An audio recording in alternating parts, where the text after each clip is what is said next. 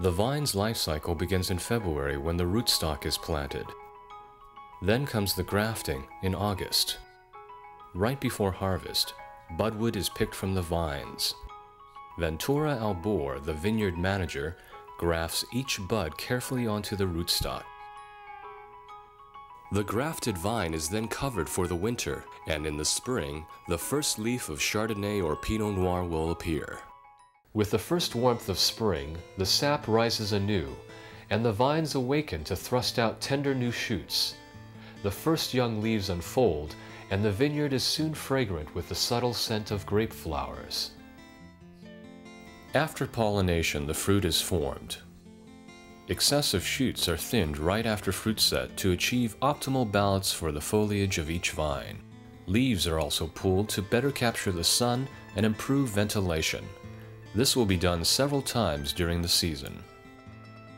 Around May, the first clusters of grapes appear. They will slowly swell, gain color, and ripen in the sun. Starting in June, as shoot growth increases, the vines are hedged to keep the canopy in check. August is the month of veraison. The red grapes change color, and the white grapes turn translucent.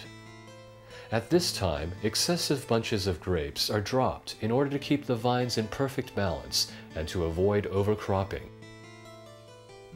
Then comes an exciting time of the year, September, when we harvest the fruit of our labors. This is the crucial point in the entire wine growing process. The grapes are hand-picked and taken to the winery. They must be harvested at just the right moment with the perfect combination of sugars and flavors. If we pick the grapes at the optimum point of maturity, then 80% of our job is done. That's why I always say that we don't make wine, our grapes do. Ventura personally supervises a small crew of 8 to 10 people. This allows selective picking of each parcel as it achieves optimum ripeness. The Pinot Noir grapes are emptied directly into the hopper. The destemmer crusher removes the stems.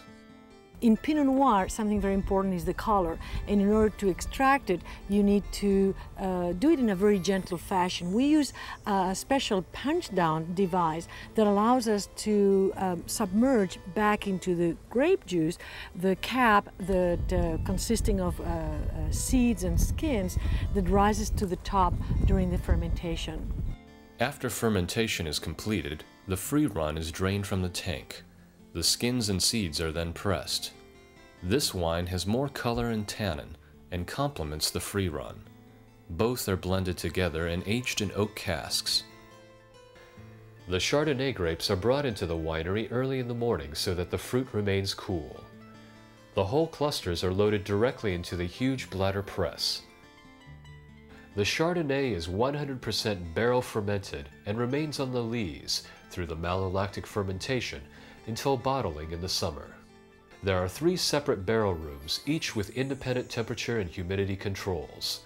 The wines are aged in carefully selected French oak barrels. The fruit from each clone is matched to the particular barrel cooper that will best suit it. After 10 to 11 months of quiet aging in oak casks, the wine is finally bottled. After washing, air is displaced with compressed nitrogen, an inert gas that protects the wine from oxidation.